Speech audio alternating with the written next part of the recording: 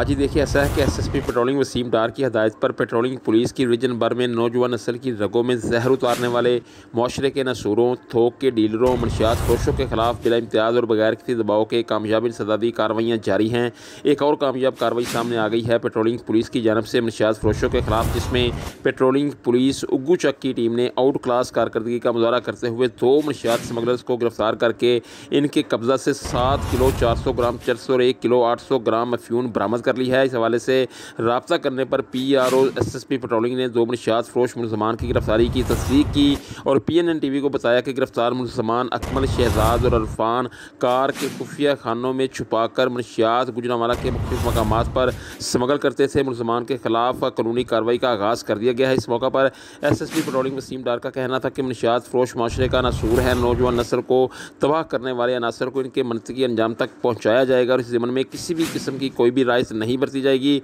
मनशियात फरोशों के खिलाफ पर वक्त और शानदार कार्रवाई पर रीजन के अवामी समाजी हलकों ने पेट्रोलिंग पुलिस को भरपूर खराज तहसीन पेश किया है और उनकी मज़ीद कामयाबियों के लिए अपनी नेक तमन्नाओं का इजहार किया है।